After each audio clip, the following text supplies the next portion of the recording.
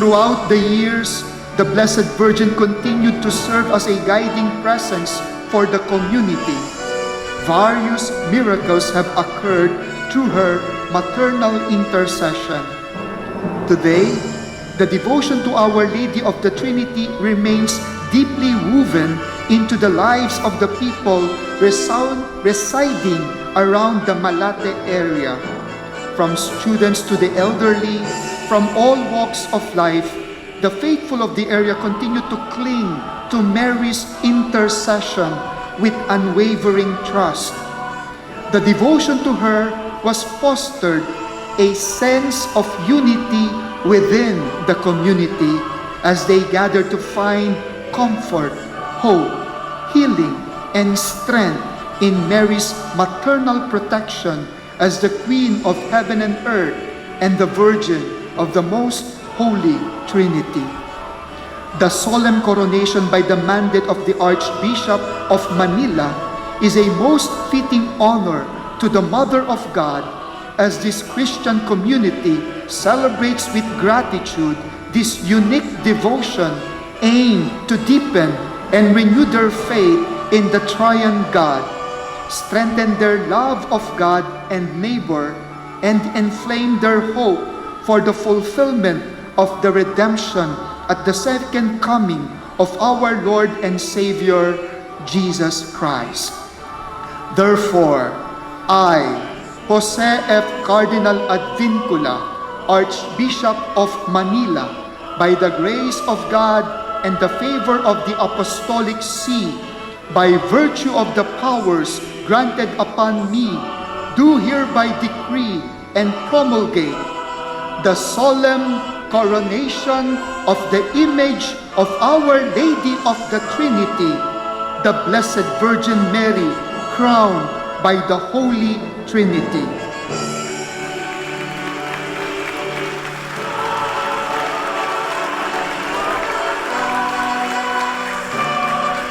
Reyna si Maria, hindi upang magreyna-reynahan, kundi upang lalo pang matulad sa kanyang anak na si Jesus. Ito rin sana ang maging bunga ng pagpaparangal natin kay Maria, maging higit na katulad ni Jesus. Salamat sa Diyos kay Cardinal Advincula. Sa kanyang mandato, pinutungan ng korona ang Our Lady of the Trinity. Salamat sa Diyos sa pagmamahal ni Cardinal Advincula sa ating pamayanan.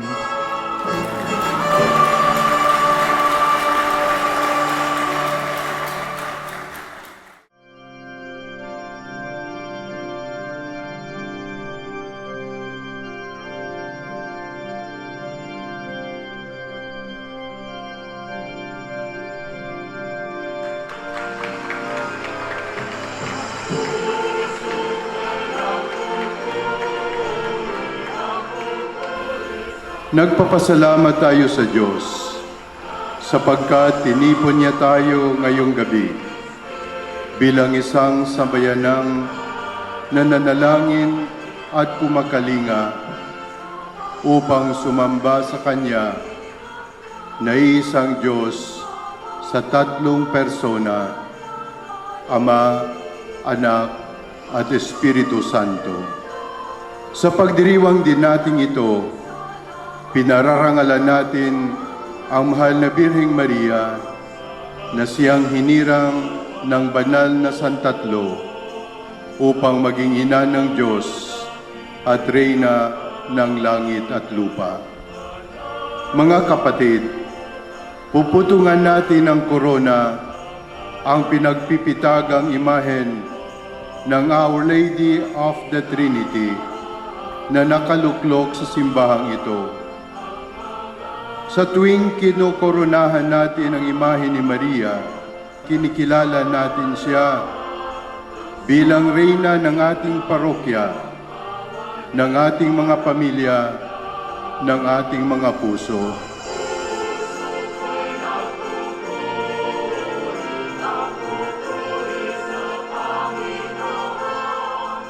Higit sa ginto at pilak, higit sa mamahaling diamante, ang tunay na korona ni Maria ay ang santatlong Diyos, Ama, Anak at Espiritu Santo.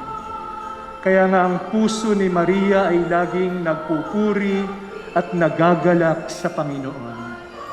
Sa imahen sa ating harapan, ang santatlong Diyos mismo ang nagpaparangal kay Maria. Kaya nga ang ginagawa natin ngayong gabi ay pagtulad sa pagpaparangal ng Diyos sa ating masintahing ina.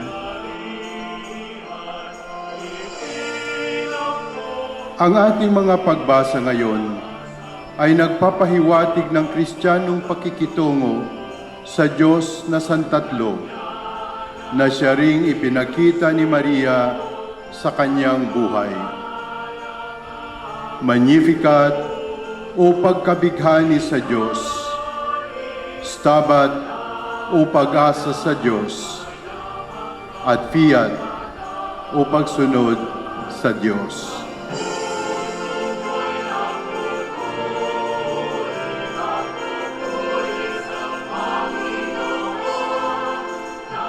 Kaya nga ang korona ng mahal na Birhen ay ang kanyang kababaang loob.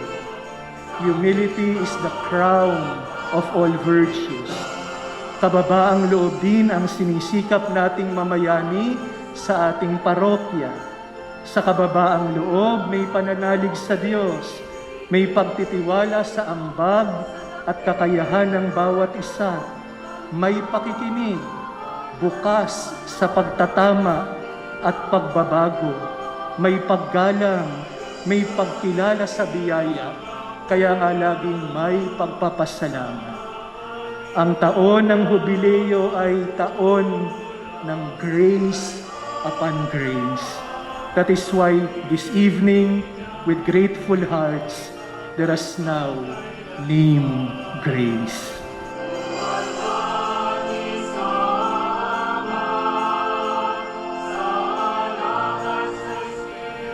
Ang mahal na Biring Maria ay puspos din ng pagkabighani sa kilos ng Diyos sa buhay niya.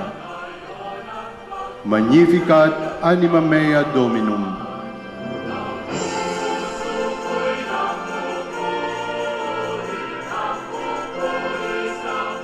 Sa kanyang awit, ipinahayag niya kung paanong ang kilos at presensya ng Diyos sa kanyang kalooban sa kasaysayan ng mga bayan, tunay ngang kabigha-bighani at kahanga-hanga.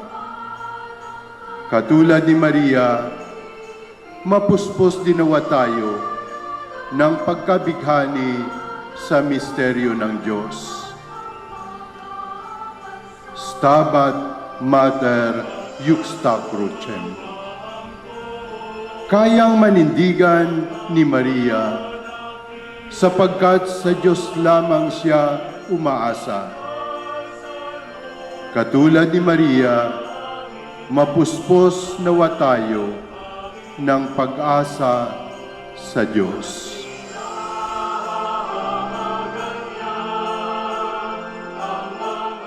Mula pa noong una, para sa pamayanan ng Santissima Trinidad, magkalakip na ang pananalig sa Santatlong Diyos at pagmamahal kay Maria.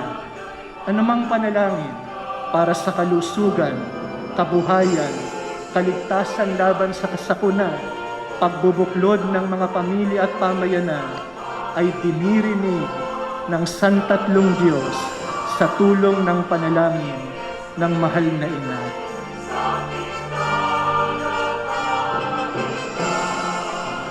Fiat mihi secundum verbum tuum.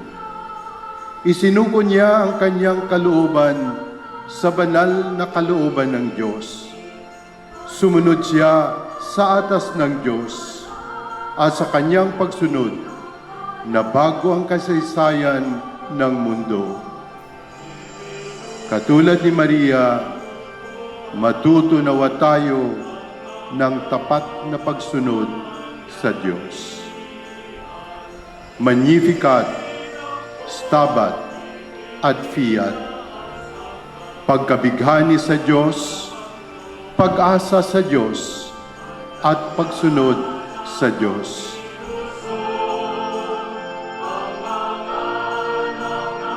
Sa bawat paghibik ng bayan ng Diyos dito sa Timog Singalong, hindi pinabayaan ng mahal na Birhen na hindi maiparating ito sa Diyos.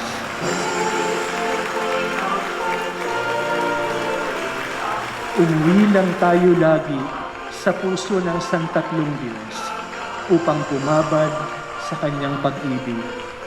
Umuwi lang tayo lagi sa yakap ng mahal na ina. Sasabihin niya sa atin, huwag kayong mangamba. Ako ang iyong ina. Nandito ako. Tahanan, tahanan. Maraming salamat po at magandang gabi po sa inyong lahat.